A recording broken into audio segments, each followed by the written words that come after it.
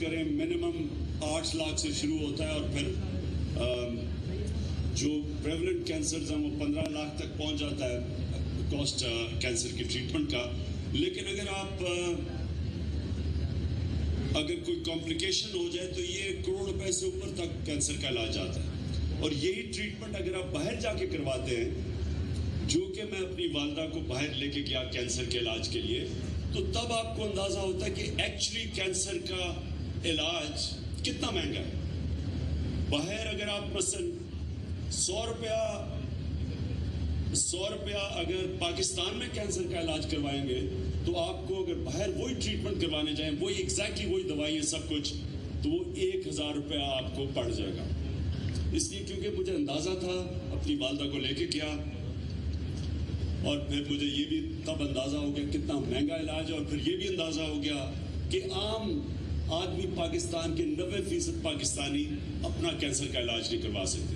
تو لہٰذا وہ تھا جو شروع میں خواب تھی کہ پاکستان میں ایک کینسر ہاسپٹل بنے. لیکن مجھے اندازہ ہی نہیں تھا کہ کتنی مشکل اور لمبی سٹرگل ہوگی. مجھے کوئی اندازہ نہیں تھا شروع میں. آپ سوچیں کہ 70 کروڑ میں ہاسپٹل بنتا ہے, اور تب 70 کروڑ روپیہ اکٹھا کرنا اتنا مشکل تھا, کیونکہ ہمیں پتہ ہی نہیں تھا کہ فنڈ ریزنگ کیسے کرنی ہے, پتہ ہی نہیں تھا کہ کس سے پیسے لینے ہیں.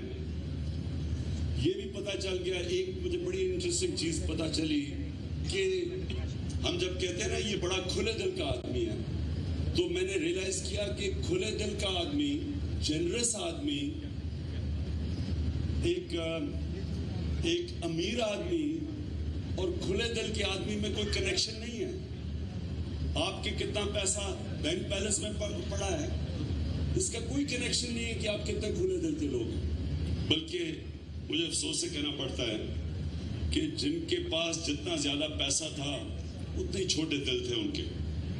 اور جو میں ایکسپیکٹ نہیں کر رہا تھا, عام لوگوں نے اتنا دل کھول کے میرے ہاسپٹل کی مدد کی, تو یہ میری پرسیپشن چینج کر دی. میں HSN کالج میں گیا, امیر ترین پاکستان کے لوگ تھے وہاں. تو جب میں نے پہلی فنڈ ریزنگ شروع کی, میں ان کے پاس گیا, حوصلہ افزائی تو انہوں نے میری بڑی کی, پیسے نہیں دیے. پیسے دیے عام لوگوں نے سڑکوں کے اوپر. بچوں کا جو جنون, اور بلیک اینڈ وائٹ میں بچے دیکھتے ہیں نا, اچھے برے میں, تو جب بچے موٹیویٹ ہو گئے, اصل میں یہ ہاسپٹل پاکستان کے بچوں نے بنایا تھا.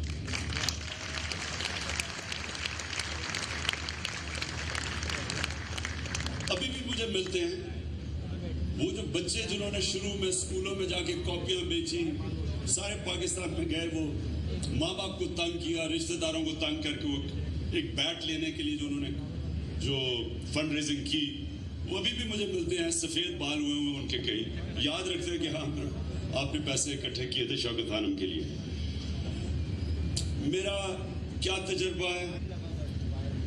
میرا یہ تجربہ ہے کہ جب آپ کوئی بھی بڑا پروجیکٹ بنانے جائیں, کیونکہ آپ میں سے کئی لوگ ہیں جو بھی سوچ رہے ہیں کہ ہم کچھ کرنا چاہتے ہیں. ہمارے میں سے کئیوں کو ایک وقت پہ یہ خیال آ جاتا ہے کہ ہم نے جواب دینا ہے آخرت میں. کئیوں کو نہیں بھی آتا, کئیوں کو آ جاتا ہے, تو وہ سوچتے ہیں کہ میں کچھ کروں.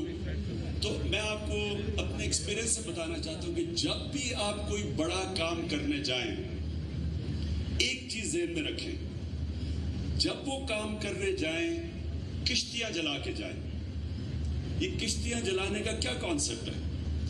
کشتیاں جلانے کا کانسیپٹ یہ ہے کہ پھر جب آپ ایک ارادہ کر لیتے ہیں, پھر پیچھے نہیں کبھی ہٹتے. یعنی جو بھی ہو جائے آپ اپنے ذہن میں یہ ڈال لیں کہ میں نے یہ پورا کرنا ہے. اور اللہ نے انسان کے اندر اتنا پوٹینشیل دیا ہے.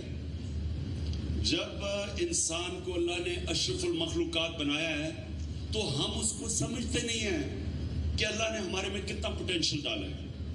یہ پوٹینشیل تب نکلتا ہے جب ہم اپنے آپ کو چیلنج کرتے ہیں. اور چیلنج ہم تب کرتے ہیں جب ہم سوچتے ہیں کہ واپس جانے کا کوئی راستہ نہیں ہے. یہ جو کشتیاں جلانا ہے کہ طارق بن زیاد نے اسپین میں 7,000 لوگوں سے لینڈ کر کے کشتیاں جلا دی, اس نے اپنے لوگوں کے ذہن میں, فوجیوں کے ذہنوں میں ڈال دیا کہ اب آپ نے واپس نہیں جانا, جو بھی کرنا ہے اب یہاں مرنا ہے اور یہاں کامیاب ہونا ہے. یہی ایٹیٹیوڈ ہے. آپ جو بھی دنیا میں کام کرنا چاہتے ہیں, کھیلنا چاہتے ہیں, کھیلوں میں کامیاب ہونا چاہتے ہیں, کوئی بڑے آپ کی ایمبیشنز ہیں, یہ جب ایٹیٹیوڈ آپ میں آ جاتی ہے تو ہوتا کیا ہے, جب آپ کو پتا ہوتا ہے کہ اب پیچھے کہیں نہیں جانا, تو پھر آپ اپنے اندر جاتے ہیں اور آپ ریئلائز کرتے ہیں کہ اللہ نے آپ میں کتنا پوٹینشیل دیا ہے. آپ کو راستے نظر آتے ہیں. ایک کتاب ہے الکیمسٹ, بڑی زبردست کتاب ہے. وہ لگتا ہے کسی مسلمان نے لکھی ہے, ایمان والے آدمی نے لکھی ہے. اس نے کہا جب آپ اپنی ڈریم کی طرف جاتے ہیں اور پھر آپ کشتیاں جلا کے جاتے ہیں, تو اس نے ٹرم یوز کی کہ the whole universe conspires to make you successful. اگر آپ مسلمان ہو تو آپ کہیں پھر اللہ آپ کی مدد کرتا ہے غائب سے اور آپ کو کامیاب کرتا ہے. بڑے بڑے مشکل وقت آئے. پہلے تو یہی کہ جب یہ ابھی حمزہ عباسی نے بات کی کہ 20 ڈاکٹر تھے لاہور کے, 94 میں نہیں 1990 میں نے 20 ڈاکٹرز کو انوائٹ کیا. سمجھ نہیں آ رہی تھی کہ کیسے آگے بڑھیں. تو 20 لاہور کے ڈاکٹرز میں سے 19 نے کہا نہیں بن سکتا, کینسر ہاسپٹل نہیں بن سکتا. انہوں نے کہا کہ اس وقت پنجاب گورنمنٹ کوشش کر رہی تھی بنانے کی, فیل ہو گئی. فیل تو ہونا تھا, میاں نواز شریف تب چیف منسٹر تھے. تو پالیٹکس کی نہیں بات کریں, یہ جو ہمیشہ ہوتا ہے آپ جب جائیں بات جی پالیٹکس کی نہ بات کریں. میں یہ عجیب چیز سنتا ہوں کہ پالیٹکس کی بات نہ کریں. میں ایک دن گیا, انہوں نے کہا جی پالیٹکس کی بات نہیں کہی. میں نے کہا اچھا میں کرکٹ کی بات شروع کرتا ہوں. پالیٹکس نہیں, تو انہوں نے بات تو کچھ کرنی تھی, تو میں نے کہا اچھا کرکٹ کی کرتا ہوں. میں نے کہا میں کرکٹ کی بات کروں گا تو مجھے 35 پنچر نجم سیٹھی کا نام لینا پڑ جائے گا, پھر آپ کہیں گے پالیٹکس آ گئی بیچ میں. پالیٹکس تو انسان ہوتا ہی پولیٹیکل ہے, جانور نان پولیٹیکل ہوتے. خیر بہت لینا بات. تو جب 19 نے کہا کہ نہیں بن سکتا اور ایک نے کہا بن سکتا ہے, لیکن اس نے کہا غریبوں کا علاج آپ مفت کینسر ہاسپٹل میں نہیں کر سکتے کیونکہ مغربی ممالک میں بھی نہیں ہو سکتا. ابھی ہم نے چیک کیا, ڈاکٹر عاصم گئے تھے ہندوستان میں, وہاں بہت بڑا کینسر سینٹر ہے ٹاٹا انسٹیٹیوٹ کا. تو انہوں نے, ڈاکٹر عاصم نے بتایا کہ ٹاٹا انسٹیٹیوٹ کے اندر جو ٹوٹل لوگوں کا مفت علاج ہے, ڈاکٹر عاصم کو کتنا تھا؟ ہاں, ٹاٹا انسٹیٹیوٹ کا انڈاؤمنٹ فنڈ بھی, ان کا پورا انڈاؤمنٹ فنڈ ہے پوری گروپ کا, اور آپ کے ٹاٹا گروپ کی کوئی میرے خیال میں $100 ارب کی ورتھ ہے. ان کا انڈاؤمنٹ فنڈ بھی ہے, انڈین گورنمنٹ بھی سپورٹ کرتی ہے, حکومت بھی سپورٹ کرتی ہے. اس کے باوجود 20% مریضوں کا وہاں مفت علاج ہے صرف. تو 70% مریضوں کا سب نے کہا نہیں ہو سکتا.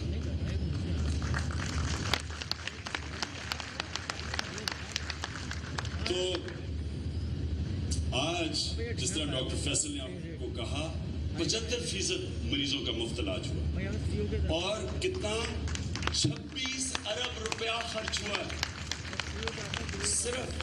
صرف مفت علاج کے اوپر. 26 ارب روپیہ 29 دسمبر 94 سے اب تک خرچ ہوا ہے.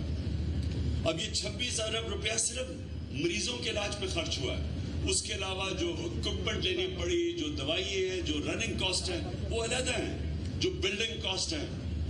اس کے باوجود پشاور کا ہاسپٹل کھڑا کیا, وہ اب چل رہا ہے. یہ اوپر ہے اس کے, صرف 26 ارب روپیہ غریبوں کے علاج پہ خرچ ہوا. اب یہ آپ سوچیں کہ یہ کیسے ہوا, کدھر سے آیا پیسہ. میں تو دنیا کا کوئی بہت بڑا مارکیٹنگ جینیس ہوں کہ اتنا زیادہ پیسہ اکٹھا کر سکوں. ہم صرف کوشش کرتے ہیں, انسان صرف کوشش کرتا ہے, کامیابی اللہ دیتا ہے.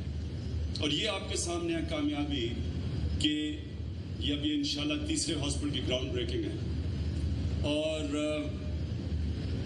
جو اس کی خاص فیچرز ہیں 75% مریضوں کا مفت علاج, اور انسانوں کے اندر ہاسپٹل فرق نہیں کرتا. ایک مریض پیسہ دے رہا ہوتا ہے, ایک کا مفت علاج ہوتا ہے. ڈاکٹرز ایکول ٹریٹمنٹ دیتے ہیں, انسانوں میں فرق نہیں کرتے. یہ بڑا امپورٹنٹ ہے پاکستان کے لیے. یہ جو ہمارا VIP کلچر ہے, جب میں شوکت خانم بننے سے پہلے میں نے جو پاکستان کی, میں تو کبھی ہاسپٹل گیا نہیں, اللہ کا شکر تھا, تو میں اپنی والدہ کو لے کے گیا. تو جب یہاں پاکستان کے ہاسپٹلس کی بات کر رہا ہوں, وہاں جو حال کرتے ہیں ہم عام آدمی کا, اگر یہ ہمارا VIP کلچر نہ, اور جو پیسے والے بھی ہوں, جو بیوروکریٹس بھی ہوں, جو وزیر بھی ہوں, اگر ان کو پتہ چلے کہ عام آدمی کا کیسے علاج ہو رہا ہے, اگر ان کو بھی اسی طرح کی ٹریٹمنٹ دیں, تب ان کو احساس ہو کہ بیچارے عام آدمی کے اوپر کیا گزرتی ہے. تو میں جب اپنی والدہ کو انگلینڈ لے کے گیا, ادھر جب ان کا علاج ہو رہا تھا, ان کے ساتھ والے بستر پہ ایک نیشنل ہیلتھ کی مریضہ تھی, اس کا مفت علاج ہو رہا تھا نیشنل ہیلتھ سروس پہ. میری والدہ کا پورا پیسے دے کے علاج ہو رہا تھا.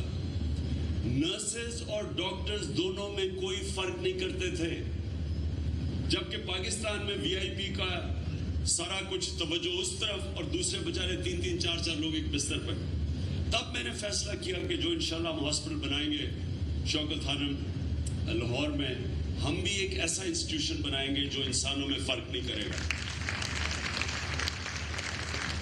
اور مجھے بڑی خوشی ہے, میں ڈاکٹر فیصل آپ کو اور اپنے جتنے بھی ہمارے جو سٹاف ہے, جو لوگ کام کرتے ہیں, جو نیچے سے جو کام کرنے والا سٹاف ہے, جو ڈاکٹرز ہیں, جو نرسز ہیں, میں آپ سب کو داد دیتا ہوں, خراج تحسین پیش کرتا ہوں کہ آپ نے وہ ٹریڈیشن رکھی ہے.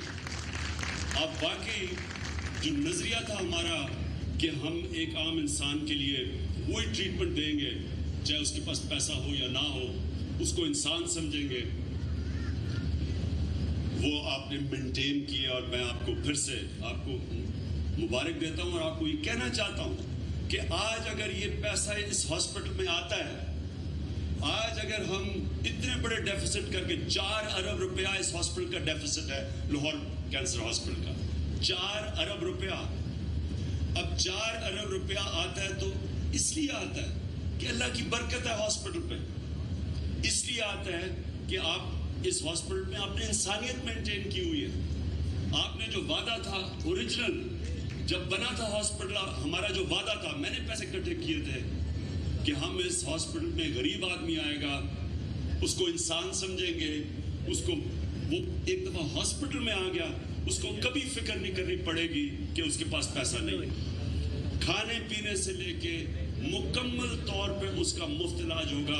اس کو دوائی چٹھ نہیں پکڑائی جائے گی کہ باہر سے دوائیاں لے کے آؤ, دوائیاں بھی وہیں سے ملیں گی, کھانا بھی وہیں ملے گا, کیئر بھی اس کو وہ ملے گا. بلکہ ہم نے گیسٹ ہاؤس بنایا کہ ان کے جو رشتہ دار ہیں وہ وہاں ٹھہر سکے تاکہ ان کو مشکل نہ پڑے. تو خواتین و حضرات, میرا یہ ایمان ہے کہ آج اگر پاکستان ان برے حالات میں ہے, مقروض ہے, دن بدن قرضے چڑھ رہے ہیں, اگر ہماری دنیا میں عزت نہیں ہے, ملک مشکلات کا سامنا کر رہا ہے, اس کی سب سے بڑی وجہ یہ ہے کہ جو اوریجنل ویژن تھی پاکستان کی کہ اسلامی فلاحی ریاست بنے گی, یہ یاد رکھیں, یہ ویژن تھی پاکستان کی. اس لیے بنا تھا پاکستان کہ ہم نے یہاں ایک فلاحی ریاست بنانی تھی جدھر انسانیت کا نظام ہونا تھا, انصاف کا نظام ہونا تھا. ہم اس ویژن سے ہٹ گئے. وہ ویژن نہیں ہے. جو قوم کی ویژن ختم ہوتی ہے, قوم مر جاتی ہے. ویژن ہوتی ہے جو قوم بناتی ہے. اور جس دن ہم اس ویژن پہ واپس آ گئے, ہم نے ان لوگوں کا, یہ جو بیچارے ہمارے 45, صرف ایک سٹیٹسٹک لے لیں جس سے مجھے اتنی تکلیف ہوتی ہے, 45% پاکستان کے بچوں کی سٹنٹڈ گروتھ ہے. سٹنٹڈ گروتھ کا مطلب کہ نہ وہ قد پہ پہنچ سکتے ہیں, نہ ان کے ذہن گرو کر سکتے ہیں, کیونکہ ہم ان کو خوراک نہیں دے سکتے. اس ملک میں جو ملک خوراک ایکسپورٹ کر سکتا ہے, اور صرف اس لیے کہ یہاں ایک ناانصافی کا نظام ہے, معاشی ناانصافی, تعلیمی ناانصافی, عدالتوں میں ناانصافی. یہ جو ظلم ہے ایک چیز انصاف کا, یہ مین وجہ ہے کہ हमारे लोगों को हर एक पासपोर्ट दुनिया बाहर लेके जाते हैं, हमें जिल्लत का सामना करना पड़ता है। हमें हर कोई मुंह उठाता है, ऊपर से लेके नीचे तक दहशतगर्द है, ये है बुरा भला, हमें सुनना पड़ता है। ये इसलिए है कि हम अपनी विजन पे नहीं चल रहे, और वो विजन ये है कि इसको वो रियासत बनाए जिसमें इंसानियत हो, जिसमें जो निचला तबका है, जो गरीब तबका है, इसकी कदर हो। ये बेचारे भटके फिर रहे हैं सारी जगह, कोई पूछता नहीं है, ना रोजगार मिलते हैं, ना तालीम मिलती है, खुराक मिलती है। 25% बच्चे मेल न्यूट्रिशन है, साफ पीने का पानी नहीं है, बच्चे मरते हैं गंदे पीने पानी की वजह से, किसी को परवाह नहीं है। छोटा सा तबका अमीर हो रहा है, आम आवाम गरीब हो रही है। ये कभी भी मुल्क चल नहीं सकता जब तक हम वापस अपनी विजन पे आए, और वो विजन ये है कि इसको एक फलाई रियासत बना, ये जो लोगों की हम कदर करें और जिज्जत करें। कारण से आपको पता चल जाता है 70 रुपए में हॉस्पिटल बनता है और 4 अरब और वो खसारा पूरा हो जाता है। इस मुल्क में हम वो मुल्क बनाएंगे जो बनना था, इसको जिसमें हमने मिसाल बनानी थी। कायदे आज़म की तकरीरें पढ़ें सारी, इलामा इकबाल की जो सारा फलसफा है वो पढ़ें। वो उस पे जब तक नहीं आएंगे, ये बड़ा धोखा दिया हमने बर्रे सगीर के मुसलमानों को कि जी हम एक लेबोरेटरी बनाएंगे इस्लाम की, और टाटा बिरला की जगह यहाँ शरीफ और जरदारी ऊपर आके बैठ जाए। ये कभी भी ये धोखा है ये पाकिस्तान का। ये इसलिए नहीं बना था हमारा मुल्क। हमारा मुल्क बना था एक दुनिया में मिसाल बनाने के लिए। आप जो खिलाफत राशिदा थी, जो मदीना की रियासत थी, मदीना की रियासत दुनिया की तारीख की पहली फलाई रियासत बनी थी, पहली वेलफेयर स्टेट बनी थी। पहली दफ़ा रियासत ने अपने कमज़ोरों को, गरीबों को, बेवाओं को, यतीमों को, माजूरों को पेंशन्स इंट्रोड्यूस करवाई थी। कमज़ोर तबके का उन्होंने जिम्मेदारी ली थी, और वो जिम्मेदारी ली थी तो अल्लाह की बरकत आई थी। उनको बदुओं के पास क्या चीज़ थी वहाँ? तब तो तेल भी नहीं था वहाँ। उनके पास कौन सी वेपन्स थी? अनपढ़ लोग थे। दुनिया के 700 साल तक अजीम सिविलाइजेशन बना रहा क्योंकि बुनियाद इंसानियत के ऊपर इंसाफ पे रखी गई। वो रियासत के ऊपर बनना था पाकिस्तान, उन प्रिंसिपल्स पे, और नहीं बना तो आज हमें जिल्लत का सामना करना पड़ा है। इंशाअल्लाह वो ही हमने सब ने स्ट्राइव करना है, उस अपने ओरिजिनल आइडियल पे जाने के लिए, पाकिस्तान को वो मुल्क बनाने के लिए। मैं आज फिर से आप सबका शुक्रिया अदा करता हूँ यहाँ आने का। यहाँ हमारे बड़े बड़े डोनर्स बैठे हुए हैं जिन्होंने, और ख़ास तौर पे जो मैं वैल्यू करता हूँ, मुश्किल वक्त के डोनर्स, जिन्होंने इस हॉस्पिटल को जब मुश्किल वक्त था तब हमारी मदद की।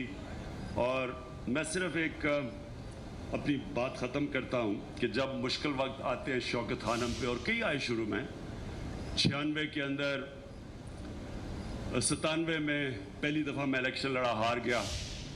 तो जब इलेक्शन हारे तो जो अभी भी जिन्होंने अटैक किया, नून लीग ने अटैक किया शौकत खानम को, तब भी इन्होंने किया, सारी डोनेशन ख़त्म हो गई और बड़ी मुश्किल से ये हॉस्पिटल बचा। सारी दुनिया के मैं चक्कर गया, मैंने डोनेशन इकट्ठी की, हर जगह जाके की, बड़ी मुश्किल से हमने इसको महीने महीने पैसे इकट्ठे कर करके हॉस्पिटल को बचाया।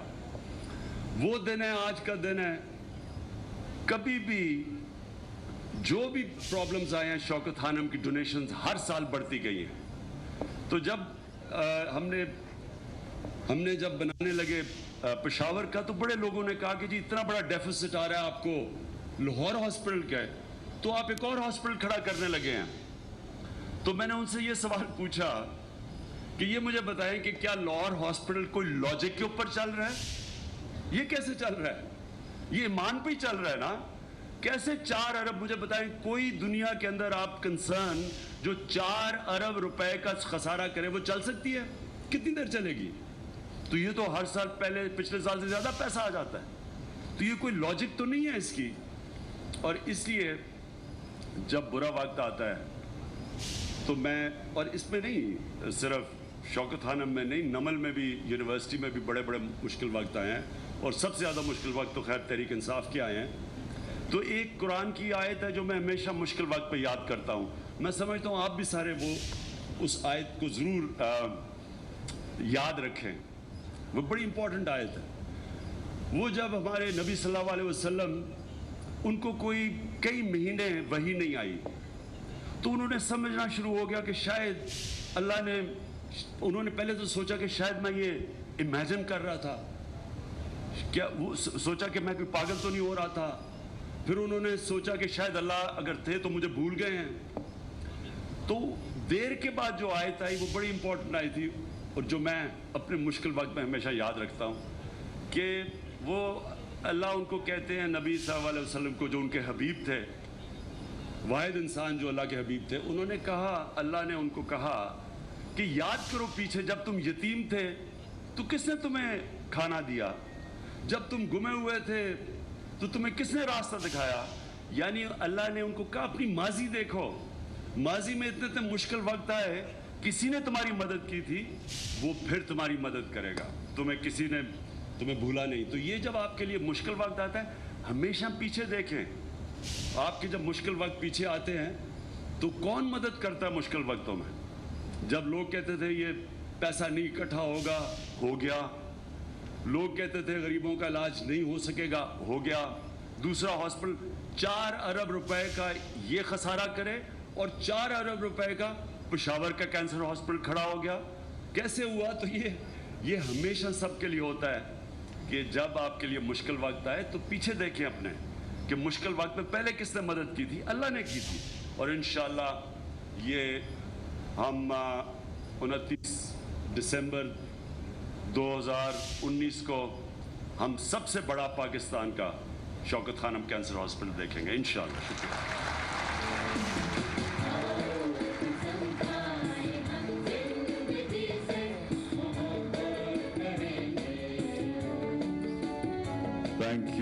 تحریک انصاف کے چیئرمین عمران خان شوکت خانم اسپتال کے سنگ بنیاد کی تقریب سے خطاب کر رہے تھے. ان کا کہنا تھا عام آدمی کے لیے کینسر کا علاج بہت مہنگا ہے, یہ علاج باہر کرائیں تو پتہ چلتا ہے کہ کتنا مہنگا ہے. والدہ کو علاج کے لیے باہر لے کر گیا تو معلوم ہوا کہ کینسر کا علاج کتنا مہنگا ہوتا ہے. اندازہ ہوا کہ پاکستان کے 90% لوگ کینسر کا علاج نہیں کرا سکتے. لوگوں نے دل کھول کر شوکت خانم اسپتال کی مدد کی ہے. شوکت خانم اسپتال بہت بڑی جد و جہد ہے. بڑے کام کے لیے کشتی جلانے کا مقصد پیچھے ہٹنا ہے. کینسر کے علاج پر کروڑ روپے تک لگ جاتے ہیں. انسان صرف کوشش کرتا ہے, اللہ کامیابی دیتا ہے. شوکت خانم اسپتال میں مفت علاج پر 26 ارب روپے خرچ ہوئے ہیں. براہ راست مناظر اس وقت آپ اس تقریب کے ملاحظہ کر رہی ہیں جہاں پر موجود ہیں پاکستان تحریک انصاف کے چیئرمین عمران خان, اور شوکت خانم اسپتال کا سنگ بنیاد رکھنے کی یہ مرکزی تقریب ہے. اور اسی تقریب میں شرکت کرنے کے لیے تحریک انصاف کے چیئرمین عمران خان بنی گالہ سے کراچی پہنچے ہیں. اب سے کچھ دیر قبل تقریب کے شرکا سے خطاب کر رہے تھے. اس موقع پر انہوں نے کہا کہ کینسر اسپتال میں علاج, کھانے اور دیگر تمام سہولیات مفت فراہم کی جائیں گی. پاکستان کو اسلامی فلاحی ریاست بنایا گیا تھا.